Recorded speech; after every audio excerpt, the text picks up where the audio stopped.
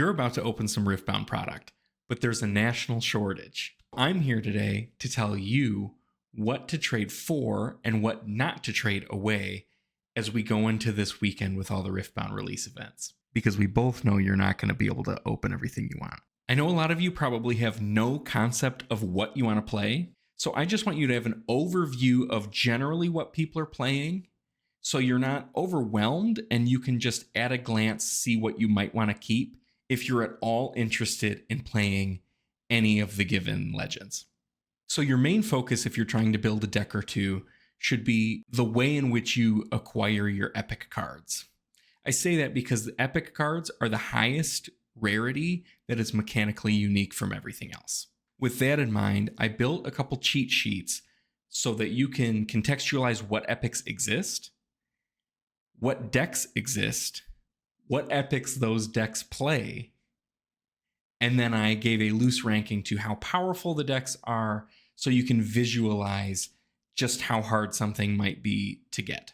You can obviously also look up prices, but realistically, if you're trading before the game even comes out or the day that the game comes out, those are not accurate and they're always changing. So I want to give you the ability to look at actual data of what types of cards people are playing, because that'll indicate what cards they will want to trade for. Also, if you haven't been in the loop and watching Chinese people play this game for the last couple months, then this can be a little bit of a crash course for what you should expect the power level of some of these cards to be.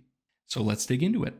So what you're looking at here is a mock-up of basically all of the decks that exist. You'll see that I broke up a couple different legends into multiple options. So in this case, there's a more traditional hold-based RE strategy, and then another RE strategy that maximizes the number of time warps you play. And similarly, you have a sort of normal Master Yi deck, and then Master Yi that built around playing Dazzling Aurora.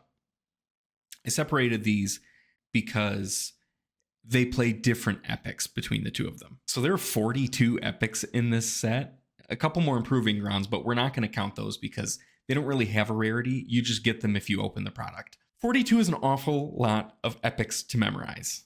So I broke them into groups to help you sort of contextualize what exists in this set. We're going to start with the signature spells. So the signature spells are a great place to start because they are tied to the legend that you are playing. So if you want to play Siphon Power, for instance, you must be playing Victor as your chosen legend. And the same is true for each of these other ones with their corresponding legend card. There are 12 legends within Riftbound Origins, so there are 12 signature spells. Moving on, we have the Epic Champion cards. These are also associated with legends, but each legend has 2 colors, obviously, and they have 2 champion unit cards. One of each color, and one will be a rare while the other will be an epic. So the key difference between the signature spells and the champion units are that these aren't bound by your chosen legend. While yes, you can put one of them in your chosen champion zone, the green Leona can be played in any of the Calm decks, and the purple Yasuo can be played in any of the Chaos decks, or none of them. Generically speaking, you're going to be a lot more excited to open a champion epic than a signature spell epic, because inherently within the game system, more people are going to want to play any given champion unit because more people are going to be allowed to play any given champion unit compared to the signature spells.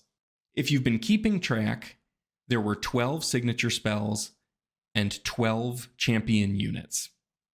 That makes 24 epics so far, and 6 seals brings that total up to 30 of the 42 epics. So these seals are a little bit complicated.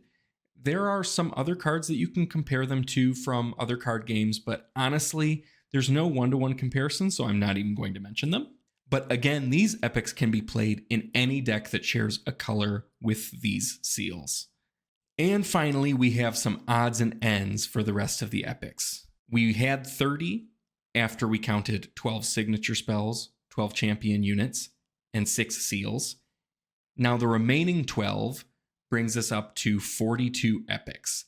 Each color has 2 miscellaneous epics to round out each color. And these range from cards that demand to be built around, like Dazzling Aurora and Baited Hook, all the way to fun one-ofs like Mystic Reversal. Now that I've gone over the sort of groups of epics that exist, let's take a look at which decks play each of these in and what quantity. I built this data set looking at deck lists from the regional tournaments from China, the Rift Lab Clash tournaments that have been hosted online globally, and I took a bit of an aggregate because obviously every single deck list is different, but I'm looking at only deck lists that have been able to perform into day 2 of these Chinese regional tournaments or that have been able to achieve a 4-0 status in the Rift Lab Clash tournaments. So going back to the signature spells, you'll see that there are only 10 of them represented here. 2 of them are not really played at all within their chosen champion.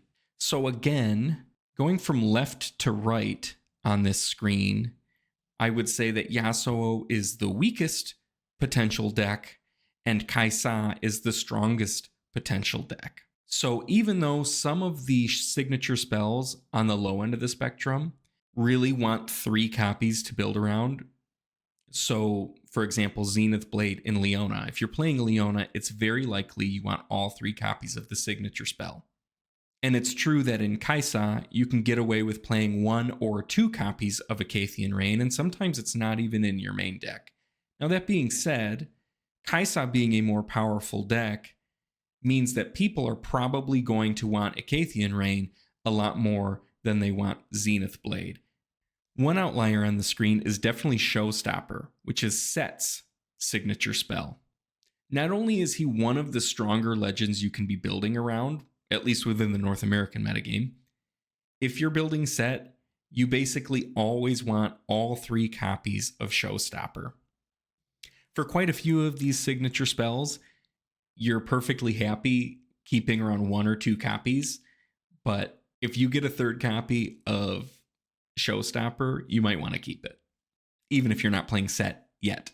Next, we're going to move on to the Epic Champion units. So again, the champion units are allowed to be played in any deck running those colors. So that's why you see Red Kaisa popping up all over the place. She's pretty popular within Kaisa, Darius, and Annie. In Annie, you usually want to play 3 copies, but in Darius and Kaisa, you typically want to play about 2. It's also interesting that a few decks opt to run Misfortune, even if it's just as a one-of. It's got a lot of utility, and she can make some pretty backbreaking plays. One thing I really want to point out on this screen is that even though the Epic Victor is used as a one-of in every single Victor deck thus far, you can get a copy of this Victor through the release event promo pack. About 30% of the people who participate in your release event are going to get a copy of this Victor. So you don't need to bend over backwards trying to open a copy from a booster pack. You can basically buy the intro deck, get the release promo, and you're pretty close to having a deck completed. Another theme we see here is that if you are playing Set, you also desperately want all 3 copies of the Set Epic card. So if you're keeping track, out of all of the Epic Champion cards, the ones you really want to open are Kaisa, Set, Misfortune to an extent, and Teemo, because those Teemo lovers are going to put 3 in their deck for sure. Moving on, we're going to go over the seals. Now, the seals as a card are pretty divisive.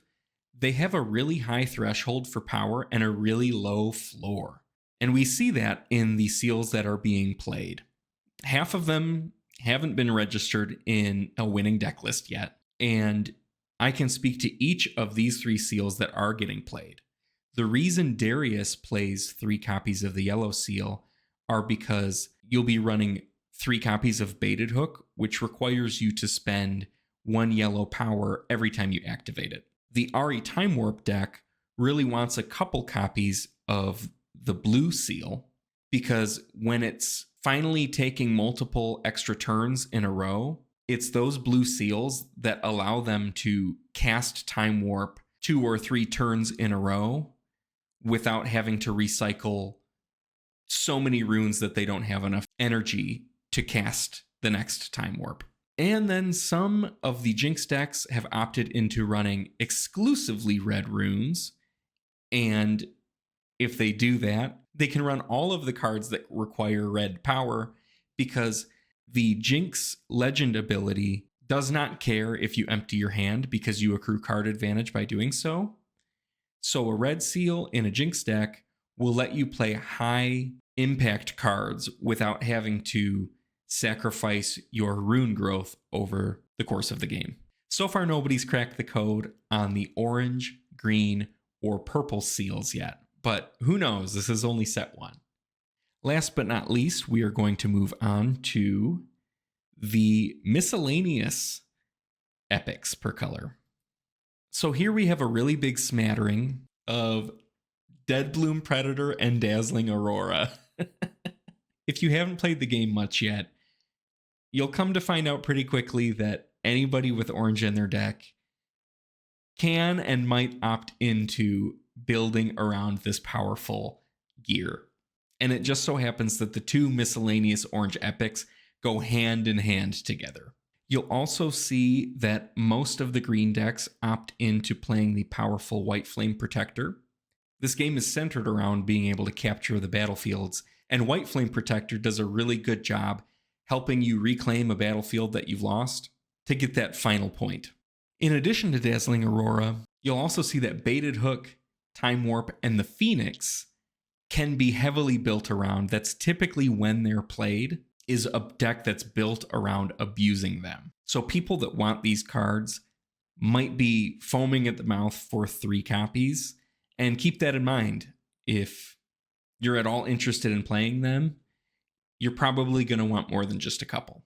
Time Warp seems to be one of the key epics in this set because of just how versatile it is.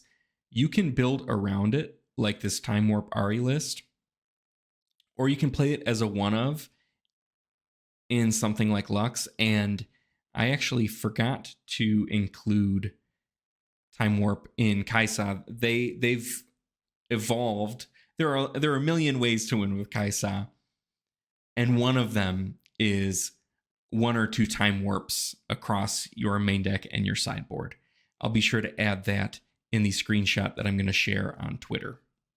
I know this has been a pretty fast and loose breakdown, but I wanted to focus on just some very simple fundamentals that are shareable that you can reference just from your phone in a screenshot. If you've got any more in-depth questions, follow my channel. I'll be talking more about all of these cards as more gameplay emerges and more organized play exists in North America. And last but not least, I want to share the list of stinkers that aren't quite good yet. That's not to say you can't play them, but so far, people have not been able to demonstrate that these cards are as powerful as the rest. And so basically, here is a list of all of the cards that are not included in any of the well-performing deck lists that I scraped for this video. There are those 3 seals that I mentioned haven't really been solved yet. The 2 signature spells are powerful in their own right, but it's a combination of Yasuo not really being played and the power requirement being a little bit difficult in those color combinations. And the Noxian Guillotine is strong, but if you're playing Order or Yellow, you have a ton of potential removal options, so there's no real need to opt into the Noxian Guillotine. Each of these cards are powerful in their own right. I'm not going to claim that they don't deserve to be epic, but for now, maybe pick them up while they're low, and if they aren't low, then find somebody who wants them and trade them away. Well, thank you for watching my video. I know this is a little bit different than my usual one. I'm set up in my office instead of my studio, and I'm just trying to figure out how to quickly make videos without a ton of setup and takedown. And Yeah, I'm just experimenting with the channel. Let me know what you think.